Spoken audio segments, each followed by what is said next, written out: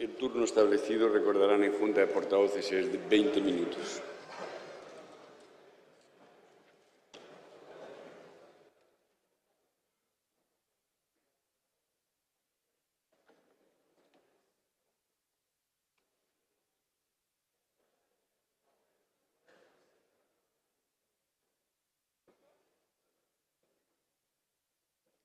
Gracias, señor presidente. Señoras diputadas, señores diputados, esta legislatura debía ser una legislatura diferente, porque por primera vez en democracia se había asumido un compromiso. Por primera vez, un movimiento amplio nos exigía a esta Cámara políticas de memoria democrática. Y aquellos que dicen que en España ya se habían realizado dichas políticas, la realidad les desmiente. No se trata de caer en el adanismo. Se realizaron políticas, pero políticas parciales. A diferencia, pero, de otros países, en el país que más de años padeció de dictadura, nunca hubo una política pública por la recuperación de la memoria democrática.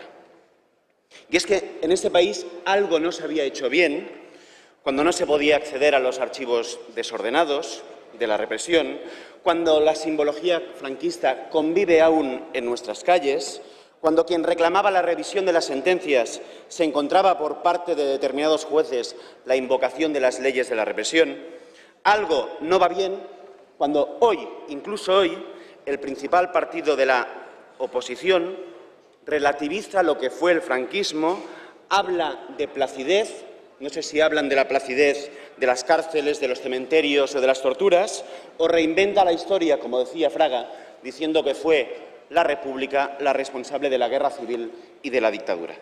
No es propio de un país normalizado el que tiene una jerarquía eclesiástica que lo que hace es canonizar a centenares de personas y que es incapaz de pedir perdón por haber llevado al dictador bajo palio. Y aquellos que decían y que dicen que no era ni es necesaria esta ley, solo hace falta que vayan al Valle de los Caídos. Hoy, en Patrimonio del Estado, se hace apología del franquismo, mientras que en Mauthausen, mientras que en los S-21 de Camboya, mientras que en Villa Grimaldi se explica lo que fue la represión, hoy en este país se hace, en Patrimonio del Estado, apología del franquismo. Mire, es que es muy sencillo. Algo en este país no va bien cuando héroes de la lucha antifranquista como Simón Sánchez Montero han muerto casi en el anonimato y cuando genocidas como Queipo de Llano están enterrados a los pies de la Macarena. Y por eso era necesaria esta ley. Por eso muchas entidades le dijeron a este Gobierno y a este Parlamento que teníamos que empezar la legislatura de otra manera. Pero miren, las expectativas del principio de la legislatura, las ganas del principio de legislatura empezaron a tener un sabor amargo. Y empezaron a tener un sabor amargo por una ley tardía, una ley que tardó más de 2 años en entrar en esta Cámara. Y a esta ley tardía se le sumó lo que en realidad pasó a ser una ley fallida.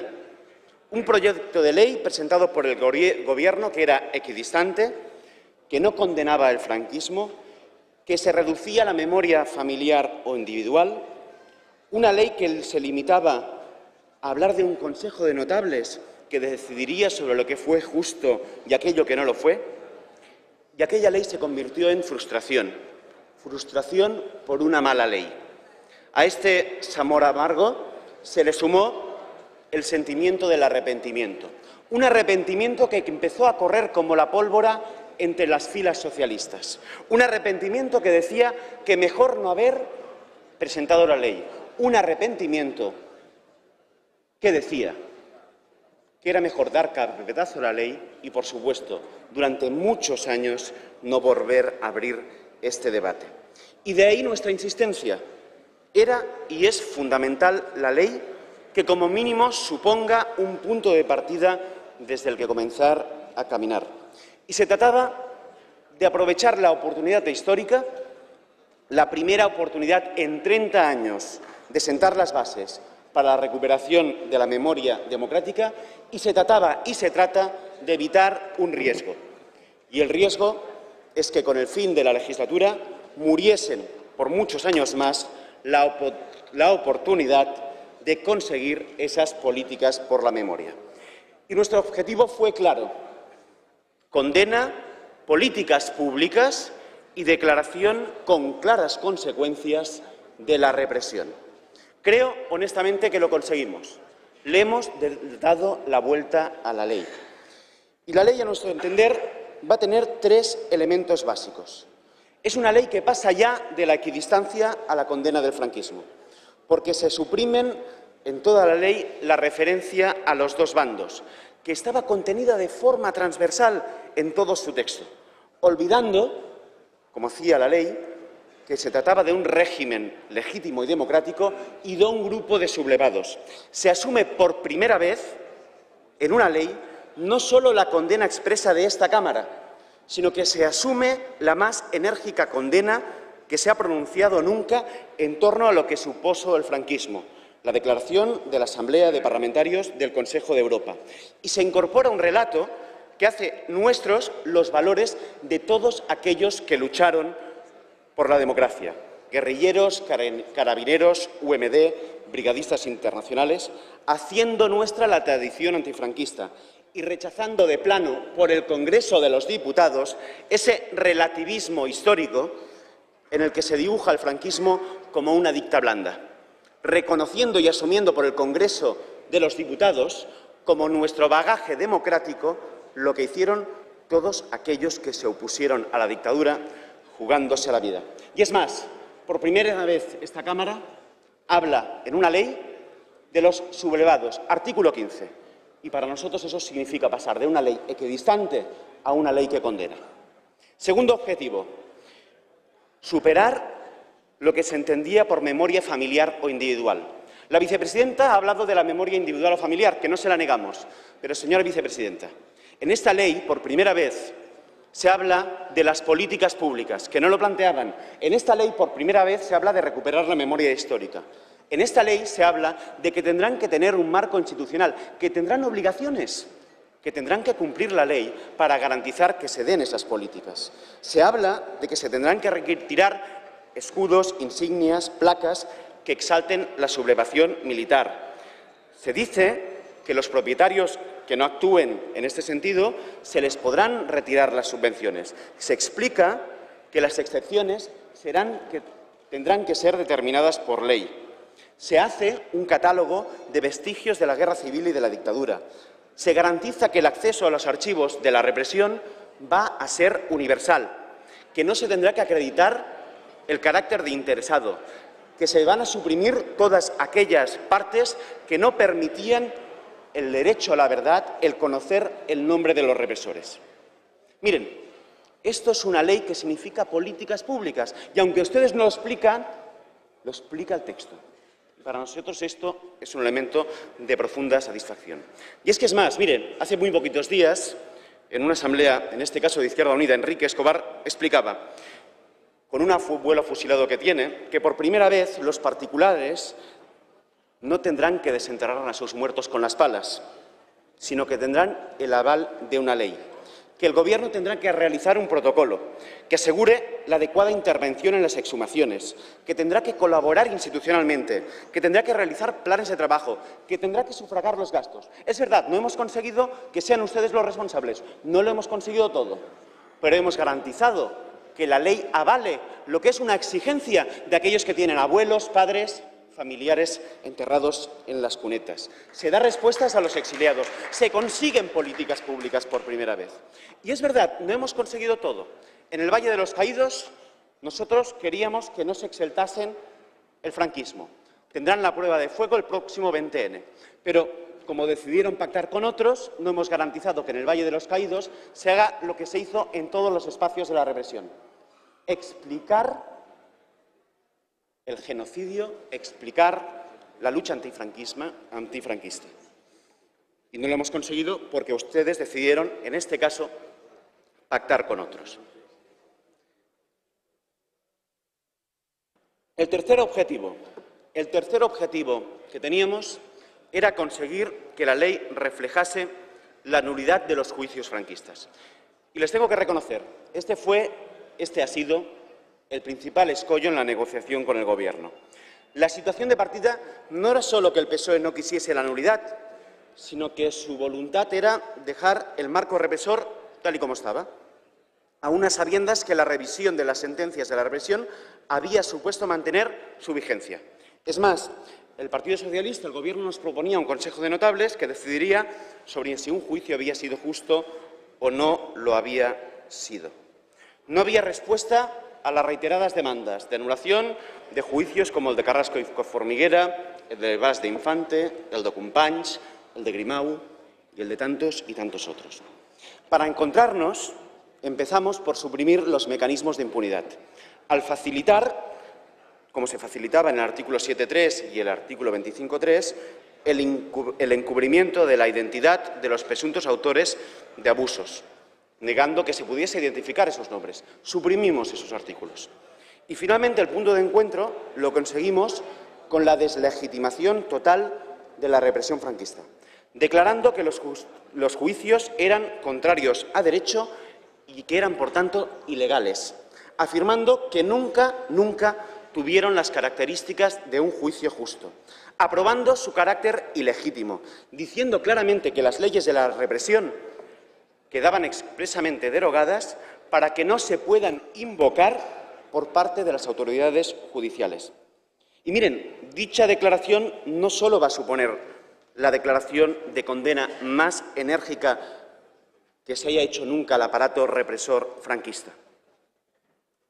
Conseguimos una declaración de nulidad política, pero además abrimos la puerta para que se abra la posibilidad de declarar nulas dichas sentencias, dando, como dicen los portavoces socialistas, nuevos argumentos jurídicos. Y es que el redactado tiene fuerza política, tiene fuerza legal, pero tiene una clara trascendencia jurídica. Y es que, al fin y al cabo, la declaración de ilegitimidad representa utilizar un término asentado en la jurisprudencia. Aquellos dicen que el término es vago. Vayan ustedes a la jurisprudencia del Constitucional y vean cómo se explica que eso significa que estaban esas sentencias y esos tribunales en un espacio de radical contradicción con el derecho y con los principios de justicia. Es decir, en el espacio de la más absoluta de las arbitrariedades. Y reconocerlo, por fin, lo que representa es una conquista histórica. Pero la declaración de la ley no se queda aquí. Muchos hablan solo de la ilegitimidad. Léanse bien el artículo. Léanse bien el artículo. Porque el artículo dice que todos y cada uno de los organismos represivos de la dictadura, incluido el TOP, eran contrarios a derecho, lo que significa una afirmación que habla de ilegalidad radical. Se declara que no tenían las características de un juicio justo, y ello tiene una clara trascendencia jurídica de acuerdo con la Declaración Universal de los Derechos Humanos, con los pactos de derechos civiles y políticos y, sobre todo, con el Convenio de Roma en su artículo 6. Porque decir que no tenían las características de un juicio justo es decir que todos aquellos tribunales, que todas aquellas sentencias no respetaron ni el derecho a un tribunal independiente, ni a ser oído, ni a la presunción de inocencia, ni a la información del acusado, ni a tantos y tantos y tantos derechos. Y esto significa, eso se traduce en que las consecuencias jurídicas van a ser extraordinarias. Y además, con la disposición adicional segunda, sumada al artículo 3º, va a permitir ir a los tribunales a decir claramente que esas sentencias fueron nulas. Pero, miren, cuando desencallamos la ley por el mes de marzo, hubo quien aún tenía dudas sobre la trascendencia jurídica y hubo quien se atrevió a decir que con esto no era suficiente.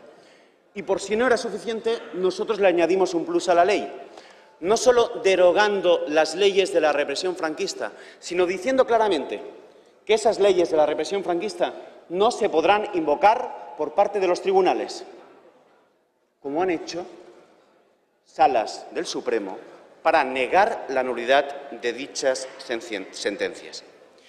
Y miren, Es cierto, no lo hemos conseguido todo, pero a la vez por nuestra denuncia y sobre todo por nuestra perseverancia e insistencia, hemos dado un paso adelante muy significativo. La ley nos permite hoy empezar a caminar. Sin la ley, soy consciente que sin la ley, en esta materia, de aquí en muy pocos meses, empezaríamos con el cronómetro a cero. Con la ley, desde un Gobierno claramente comprometido con la memoria democrática, como es el Govern de la Generalitat, ya se ha anunciado el apoyo jurídico a aquellos que quieran la nulidad de sus sentencias.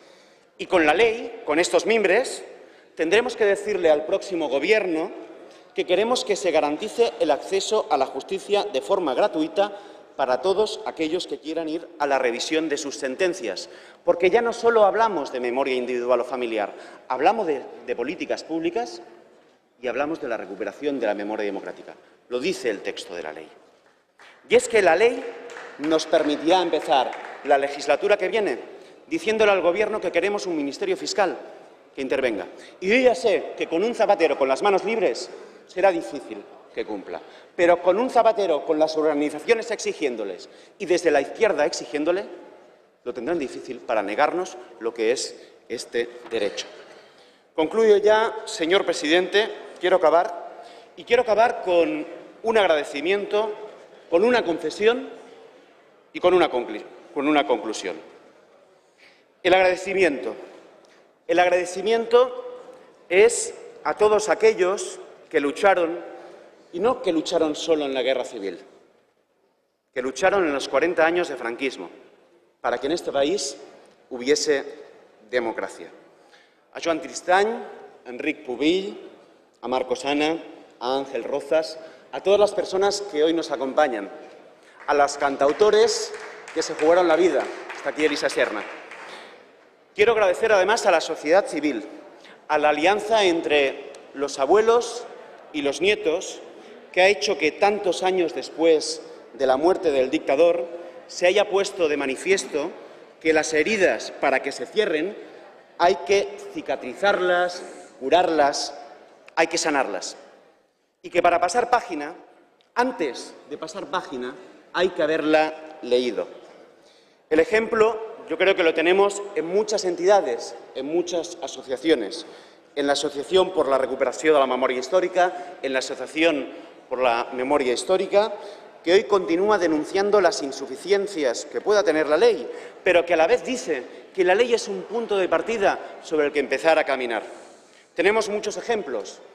José Antonio Moreno, nieto de represaliados, Manuel Perona, descendiente de represaliados. Estos son los ejemplos que han hecho que en este país, 30 años después, esta Cámara tenga que hacer los deberes. Y por eso yo quiero agradecerles su extraordinario trabajo. Quiero además agradecer a todos aquellos historiadores, juristas, asesores que con su trabajo han permitido que haya una ley que no sea ni punto de llegada ni punto final, sino que sea un punto de partida. A May Sánchez con su trabajo, a Martín Pallín con sus consejos y especialmente a Carlos Jiménez Villarejo, uno de los padres de esta ley, uno de los artífices de que hoy tengamos ley. En segundo lugar, la confesión. Les tengo que confesar que a Izquierda Unida y a Iniciativa Verds nos hubiese resultado mucho más fácil estar y acabar la legislatura con una ley de memoria empantanada. Podríamos haberlo hecho y después acusar al Partido Socialista de falta de voluntad para sacar la ley. Hubiese sido lo más fácil e incluso, les confieso, electoralmente nos hubiese dado algún resultado. Pero al oportunismo electoral se le contrapuso la responsabilidad histórica. La responsabilidad de saber que si no teníamos ley, quizás deberían ser los bisnietos los que batallaran porque este país no fuese una sociedad sin raíces y desmemoriada. Y ese riesgo no lo quisimos correr. Respeto todas las opciones, pero nosotros creíamos y creemos honestamente que sin ley estaríamos muchísimos años más sin política alguna de memoria. Por eso hemos apostado porque tengamos una ley que signifique ni punto de final ni siquiera un punto de llegada. sino un punto de partida, con las herramientas básicas para empezar las políticas de memoria democrática. Y hemos conseguido esto aprovechando la oportunidad histórica de sacar esta ley. Una ley que muchos historiadores, muchos responsabilizados, muchas asociaciones de las que hoy nos acompañan entienden que podría ser más, pero entienden que es ese punto de partida.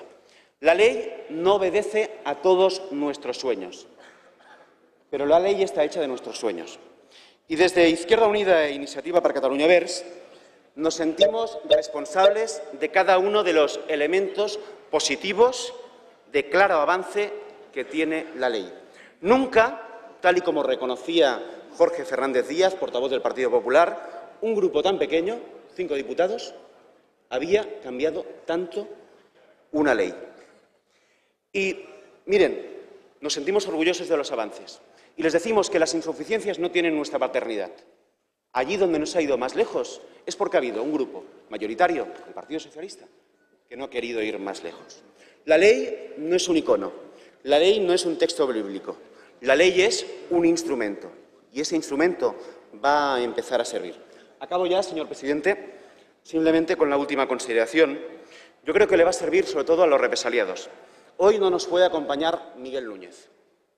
Miguel Núñez, más de 20 años en la cárcel, con torturas nada plácidas de los hermanos Cres, hoy padece un enfisema pulmonar fruto de esas torturas. La ley le sirve a Miguel Núñez porque la ley, tal y como decía hace un par de días Carlos Jiménez Villarejo, es la declaración de ruptura más contundente y más fuerte que se ha hecho nunca en democracia. Pero la ley sobre todo servirá porque servirá a las nuevas generaciones, a la gente joven, para que en este país ninguna otra generación pase por la escuela, como ha pasado mi generación, sin que le expliquen la lucha antifranquista. Porque la ley permitirá que en este país, de una vez por todas, se empiece a explicar lo que fue el antifranquismo. Porque esta ley tiene que servir para que, en definitiva, empecemos a caminar para que haya memoria democrática en este país. Acabo ya, ahora sí que sí, señor presidente, diciendo que una placa en el Camp de la Bota, concluya, por con favor, un poema de Màrius Torres, donde fueron fusilados numerosos demòcrates, dice: «O pare de la nit, del mar i del silenci, jo vull la pau, però no l'oblid». Avui tenim una mica menys oblit. Hoy tenemos menos olvido, hoy tenemos más memoria. Muchas gracias. Gracias, señor Herrera.